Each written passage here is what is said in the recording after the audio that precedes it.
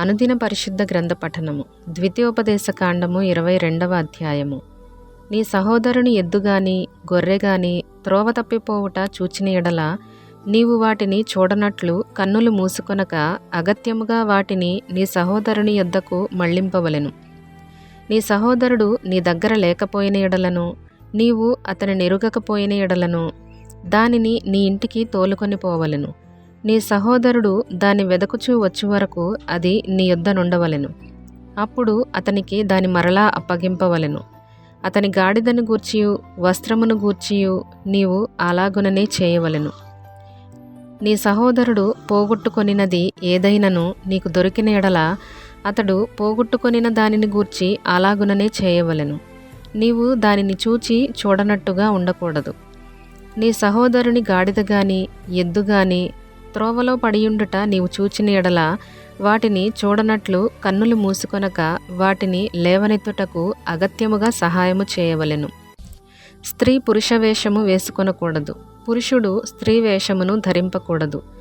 అలాగు చేయువారందరూ నీ దేవుడైన యెహోవాకు హేయులు.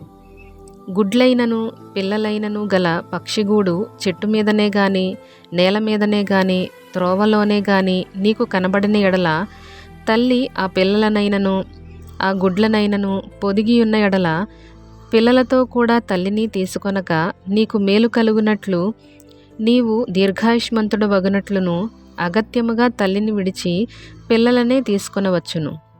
క్రొత్త ఇల్లు కట్టించున్నప్పుడు దాని మీద నుండి ఎవడైనను పడుట వలన నీ ఇంటి మీదికి హత్యాదోషము రాకుండుటకై నీ ఇంటి పైకప్పునకు చుట్టూ పెట్టగోడ కట్టింపవలెను. నీవు విత్తనముల పైరును నీ ద్రాక్షతోట వచ్చుబడియు ప్రతిష్ఠితములు కాకుండానట్లు నీ ద్రాక్షతోటలో వివిధమైన వాటిని విత్తకూడదు.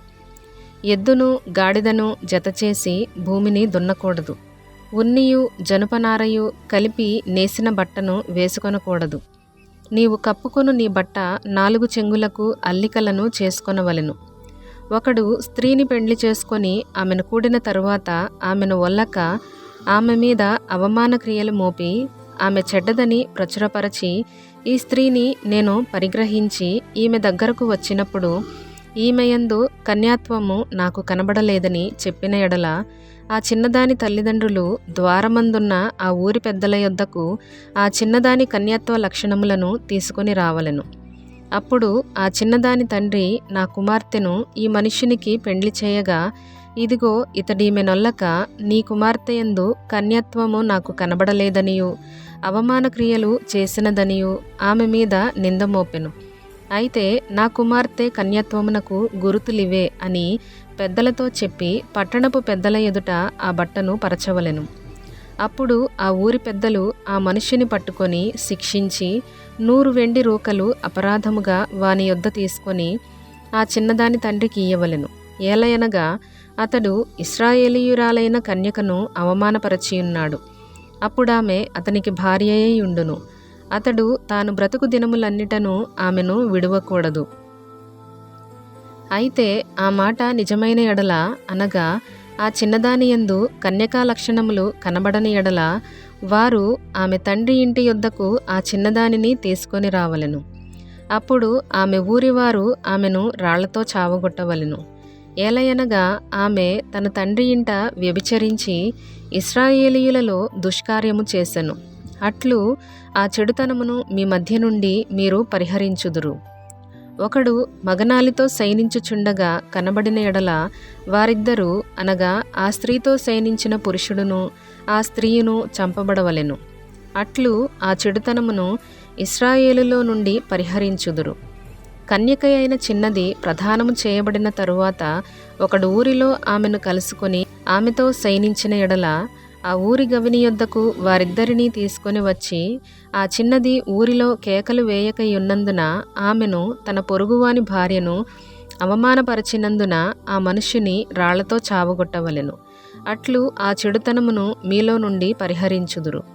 ఒకడు ప్రదానము చేయబడిన చిన్నదానిని పొలములో కలుసుకొనినప్పుడు ఆ మనుష్యుడు ఆమెను బలిమిని పట్టి ఆమెతో శయనించిన ఎడల ఆమెతో శయనించిన మనుష్యుడు మాత్రమే చావవలెను. ఆ చిన్నదాని నేమియూ చేయకూడదు. ఆ చిన్నదాని యందు మరణపాత్రమైన పాపము లేదు. ఒకడు తన పొరుగువాని మీదికి లేచి ప్రాణహాని చేసినట్టే ఇది జరిగినది. అతడు ఆమెను పొలములో కనుగొనగా ప్రదానము చేయబడిన ఆ చిన్నది కేకలు వేసినను ఆమెకు రక్షకుడు లేకపోయెను. ఒకడు ప్రదానము చేయబడని కన్యక అయిన చిన్నదానిని కలుసుకొని ఆమెను పట్టుకొని ఆమెతో శయనింపగా వారు కనబడిన ఎడల ఆమెతో శయనించినవాడు ఆ చిన్నదాని తండ్రికి 50 వెండి రూకలిచ్చి ఆమెను పెండ్లి చేసుకొనవలెను. అతడు ఆమెను అవమానపరచెను గనుక అతడు తాను బ్రతుకు దినములన్నిటను ఆమెను విడిచిపెట్టకూడదు. ఎవడును తన తండ్రి భార్యను పరిగ్రహింపకూడదు, తన తండ్రి విప్పదగిన కోకను విప్పకూడదు.